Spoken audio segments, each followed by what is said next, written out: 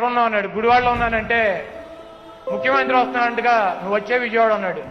గుడివాడ ముఖ్యమంత్రి వస్తే నేను విజయవాడ రావటం ఏంటి, వెళ్ళి కలవాలి, రిప్రజెంటేషన్ ఇస్తానని చెప్పాను. చెప్తే వద్దన్నాడు. నేను వెళ్తానని చెప్పా. నాకు ఎమ్మటే 10 నిమిషాలకు చంద్రబాబు ఫోన్ అన్న, మనం అధికారంలోకి వచ్చేస్తాం, నీకు గుడివాడలో ఏది కావాలంటే అది నేను చేస్తాను, నువ్వు వెళ్ళమాక వాడి దగ్గరికి అని చెప్పాడు. అరే బాబు నీ సొల్లు కబుర్లు నేను చాలా కాలం చూస్తున్నానని చెప్పి నేను వెళ్ళాను హెలికాప్టర్ దగ్గరికి. రిప్రజెంటేషన్ ఇద్దామని చెప్పి కాగితాలు పట్టుకుంటే ఆయన బస్సు ఎక్కమన్నాడు అన్న. నన్ను బస్సు ఎక్కా.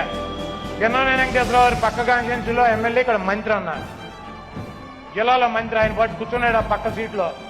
రాజశేఖర రెడ్డి గారు పిన్న వెంకటేశ్వర కొట్టి లేచి ఎమ్మెల్యేని కూర్చోబెట్టాడు. నేను కూర్చున్నా అన్నాను.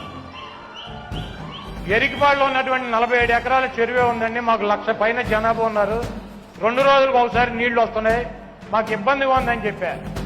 అక్కడ ప్రోగ్రాం లేదు, బస్సు అటు బానిమన్నాడు అన్న ఆయన. సెక్యూరిటీ వాళ్ళు సీఎం సెక్యూరిటీ అటు వెళ్ళకూడదు సార్, మనం అదేమి వెరిఫికేషన్ చేయలేదంటే నేను వెళ్తున్నా అటు వెళ్తున్నానని నాకు తెలియదు మీకు తెలియదు, ఇప్పుడు ఎవడో చేంజ్ చేస్తాడు పదమని చెప్పి తీసుకెళ్లారు. చూసి 106 ఎకరాల ల్యాండ్ను కొన్నటువంటి మహానుభావుడు అన్న రాజశేఖర రెడ్డి గారు. 106 ఎకరాల ల్యాండ్ను కొన్నటువంటి మహానుభావుడు అన్న రాజశేఖర రెడ్డి గారు. 20 కోట్ల రూపాయలు పెట్టి సమ్మర్ స్టోరేజ్ ట్యాంక్ కట్టి పంపు హౌస్ నిర్మించినటువంటి మహానుభావుడు అన్న రాజశేఖర రెడ్డి గారు. 2005లో మొదలెడితే 2008లో కంప్లీట్ చేశారన్న. 16 కోట్ల రూపాయలు లోన్ వస్తే 4 కోట్లు మున్సిపాలిటీ కట్టమన్నారు.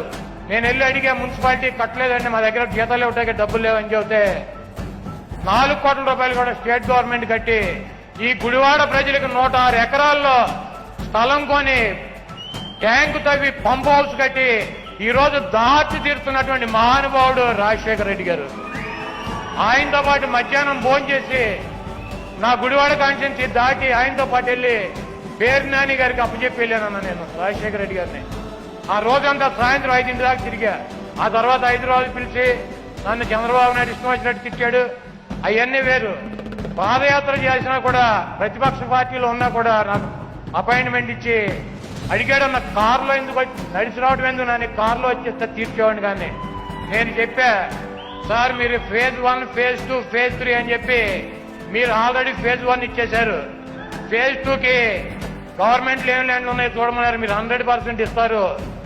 ఈ కార్యక్రమంలో నేను కూడా భాగస్వామ్యం అయితే చరిత్రలో నేను కూడా ఉంటా, లేకపోతే మా చంద్రబాబు నాయుడు మాట ఇంటికాడ కూర్చుంటే చరిత్రహీనుండి అయిపోతానని చెప్పి నేను కూడా భాగస్వామ్యం ఉందని చెప్పి నా నియోజకవర్గ ప్రజలకు తెలవాలని చెప్పి నడిచి వచ్చాను. సార్ నేను నడిచి వచ్చినా రాపోయినా, నేను అడిగినా అడగపోయినా మీరు కొంటారని నాకు తెలుసు అని చెప్పి ఆ రోజు ఆ మహానుభావుడికి చెప్పా.